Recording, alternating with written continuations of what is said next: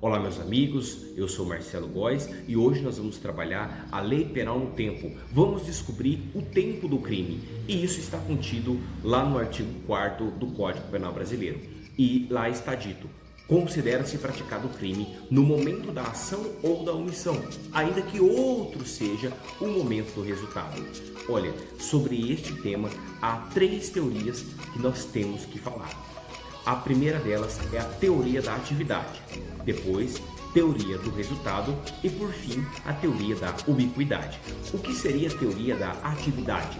O conceito dessa teoria, olha, essa teoria ela busca convencer-nos acerca do momento consumativo do crime. Quando é que aquele crime ele é considerado para o mundo jurídico? Olha, a teoria da atividade ela diz que o crime é praticado, ele é consumado no momento em que o agente tem ali a sua conduta ativa ou omissiva, ou seja, quando é por ação ou por omissão. Ou, melhor dizendo, vou trazer um exemplo para vocês. Olha, o A, desafeto de B, dispara um tiro de arma de fogo em sua cabeça, né? O A deu um tiro na cabeça do B. Ok, e isso foi no dia 1º de janeiro de 2020. Olha, e aí o que é que acontece? O bendito lá que atirou, né, na cabeça do B, o A que deu tiro na cabeça do B, o B veio morrer só no dia seguinte, no dia 2 de janeiro de 2020. Pergunto, quando é que o A cometeu um crime de homicídio? Quando ele atirou ou quando a vítima morreu? Olha, para a teoria da atividade, o A cometeu um crime de homicídio no momento em que ele deu um tiro no B. Pouco importa se o resultado foi em outra data. Olha, isso já nos leva a descobrir que o artigo 4º, ou seja, o Código Penal Brasileiro, adotou essa teoria, a teoria da atividade, porque vai considerar praticado o crime no momento do tiro, pouco importando o momento do resultado morte. Então, a teoria do resultado completamente diferente. A teoria do resultado vai nos dizer que o momento consumativo do crime é quando a vítima morre, não é quando ela toma um tiro. O agente, o causador desse dano morte, ele vai responder, né, como se ele tivesse praticado o crime de homicídio no momento em que o agente morreu. Então, se o A dá um tiro na cabeça de B no dia 1º de janeiro de 2020 e B só vem morrer no dia 2 de janeiro de 2020, ou seja, um dia depois, né, que deu o tiro, para a teoria do resultado, o A, né, cometeu o crime no dia 2 de fevereiro, 2 de janeiro de 2020. Ou seja, a teoria do resultado diz que o momento consumativo do crime, ou seja, o momento da prática do crime, é quando se consuma o delito. Já para a teoria da ubiquidade, pouco importa. A teoria da ubiquidade é também conhecida como teoria mista, porque para ela, tanto faz se é o momento da atividade ou o momento do resultado. Para ela aconteceu o crime no momento do tiro ou no momento da morte, para ela abraça tudo. Só que isso causa um grande problema, porque a Lei Penal no Tempo ela não existe em vão, ela tem diversos desdobramentos e que eu vou tratar com vocês agora. Por exemplo, a imputabilidade penal, tá? Por exemplo, como é que nós vamos responsabilizar o autor desse disparo, né? Eu trouxe aqui, tá? Que a idade de responsabilização é a do tempo da ação. Eu até fiz essa rima, ó. A idade da responsabilização desse autor, tá? É a do tempo da ação. Então, por exemplo, se o João, no dia 25 de dezembro de 2019, dispara um tiro de arma de fogo, né, contra a cabeça do Pedro. Então nós temos aqui o João com 17 anos, né, dispara um tiro de arma de fogo na cabeça de Pedro, um dia antes de completar 18 anos. Olha o problemão. Só que Pedro só vem morrer no dia seguinte, no aniversário do João. Olha, no dia que o João completa 18 anos, Pedro morre. Ou seja, vamos usar que lei?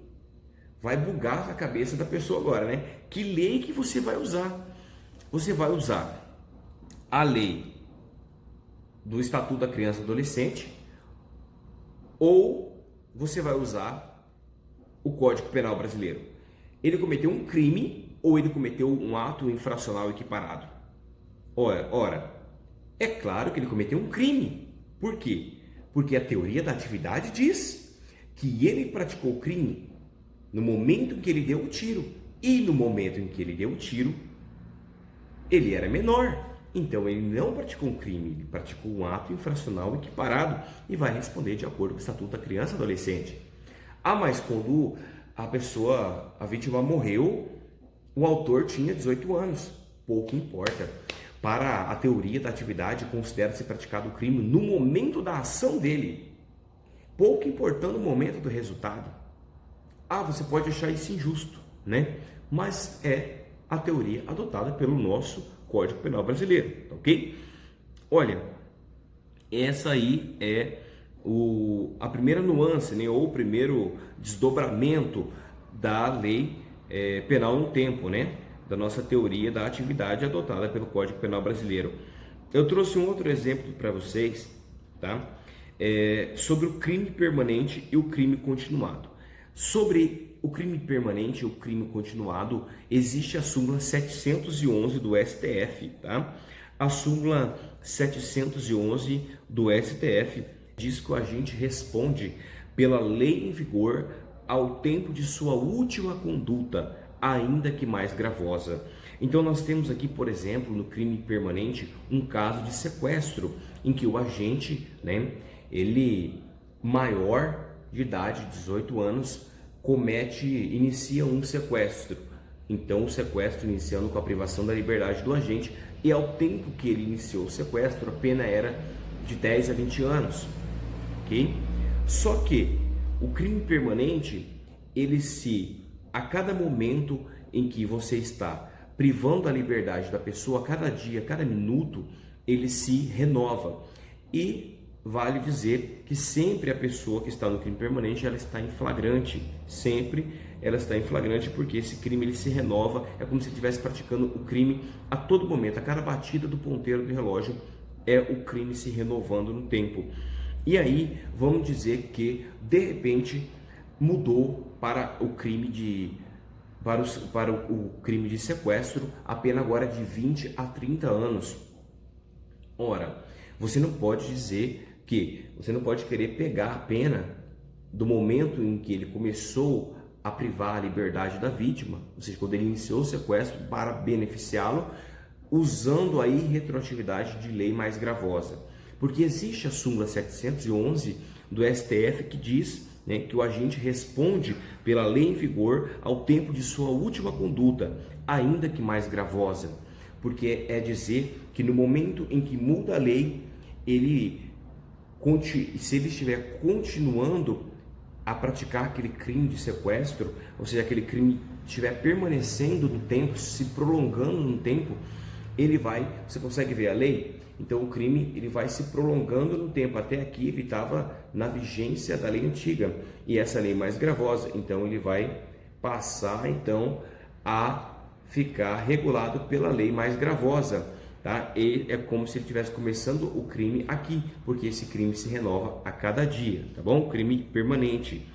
O crime continuado, a mesma súmula se aplica a 711 do STF para o crime continuado, ou seja, o agente responde pela lei em vigor ao tempo de sua última conduta, ainda que mais gravosa, tá ok? Então nós temos lá, por exemplo, um furto no caixa do supermercado, né? Sabemos que o artigo 71 do Código Penal traz uma das 3 modalidades de concurso de crime formal, né? Material e continuado. Então, por exemplo, no caso do crime continuado, o agente ele comete reiteradas vezes, nas mesmas condições de tempo, circunstância e lugar, né, uma conduta delituosa, comete um furto. Vamos dizer que aquele funcionário do supermercado, todo dia ele comete um furto. Todo dia ele quebra o caixa e consegue lá furtar uma certa quantia. Ou seja, é um crime continuado, porque ele está nas mesmas condições de tempo, de lugar e circunstância, e ele pratica esse furto. Então, você vai juntar todos os crimes, ele vai responder pelo último aí, né, com esse aumento. Só que, vamos dizer que de repente, já quando ele começou a cometer os furtos, a pena para o furto era de 1 a 4 anos. E de repente essa pena foi para 4 a 8 anos. Como ele vai responder pela última conduta dele, né? Ele vai responder pela última conduta dele e vai se aplicar a lei, tá, vigente ao tempo da última conduta dele, ainda que mais gravosa, tá ok? Por que eu estou dizendo isto para vocês? Porque existe lá a irretroatividade de lei mais gravosa. Esse aí é um dispositivo contido, né, na nossa Constituição Federal, né, no nosso Código Penal, e diz que a lei não retroagirá, salvo para beneficiar o réu. Salvo o melhor juízo, é o artigo 5º, inciso 40 da Constituição Federal, que dá essa garantia para o réu, de que a lei não pode alcançar fatos, a lei nova, né, não pode alcançar fatos passados para prejudicar, somente para beneficiar o réu. Olha, se vale dizer também no crime permanente, no crime continuado, se o agente ele é menor de idade, comete um crime de sequestro e durante a continuidade desse sequestro ele é surpreendido, ele é preso, né, e na vigência de uma lei mais gravosa e, para piorar, após ele completar 18 anos. Ou seja, então você tem um agente, um sequestrador, que ele começa o sequestro com 17 anos e ele completa 18 anos e continua se privando a liberdade da vítima. E quando aí, para piorar a situação dele, vem uma lei mais gravosa, ou seja, se o sequestro era de 5 a 10 anos, agora o sequestro é de 10 a 20. Que lei ele vai pegar? Por tratar-se de um crime permanente, ele vai pegar a lei mais gravosa. Claro, porque isso acontece? Porque a súmula 711 do STF diz que, né, o agente responde pela lei em vigor ao tempo de sua última conduta, ainda que essa lei nova seja mais gravosa, tá bom? Olha, pessoal, sobrevindo uma lei nova, né, mais benéfica ao réu, ela deve retroagir, tá ok? Então, sobrevindo uma lei nova, mais benéfica ao réu, ela deve retroagir. Olha, é muito importante falarmos sobre o momento da prescrição. Ela é diferente do momento do crime, tá bom? O tempo do crime, ele vem para dizer quando é que se estabelece o momento do crime para produzir os seus efeitos penais, né? Como nós vimos, a imputabilidade é um exemplo dele, né? O crime permanente, continuado e o conflito de leis. Isso para você que no conflito de leis você vai aplicar a lei vigente ao tempo da ação, tá ok? Então o momento da prescrição é diferente do momento do crime, tá? Do tempo do crime. E está lá no artigo 111 do Código Penal. Eu trouxe essa observação, tá? O termo inicial da prescrição não é o da atividade, ou seja, da ação ou da omissão, tá ok? Mas o do resultado, ou seja, começa a contar o prazo para prescrição do crime quando se consuma o crime, tá? Então, no caso do homicídio, com a morte da vítima, né? Isso é muito importante que a gente saiba diferenciar, tá? O momento do crime com o momento da prescrição. A prescrição, ela pratica a teoria do resultado. Então, começa a contar o prazo de prescrição desse crime com o resultado, tá, da ação delituosa. Então, se hoje o João dá um tiro no Pedro, tá, e o Pedro vem morrer amanhã, ok? Hoje, dia 1º de dezembro, João dá um tiro no Pedro. O Pedro morre no dia 2 de dezembro. Olha, a partir do dia 2 de dezembro, né, o Estado tem que pedalar, tem que correr para conseguir indiciar, processar, julgar aí e condenar esse autor do homicídio. Então, a prescrição ela começa a contar do momento do resultado, tá bom? Isso só para prescrição, porque a teoria adotada pelo Código Penal brasileiro é a teoria da atividade.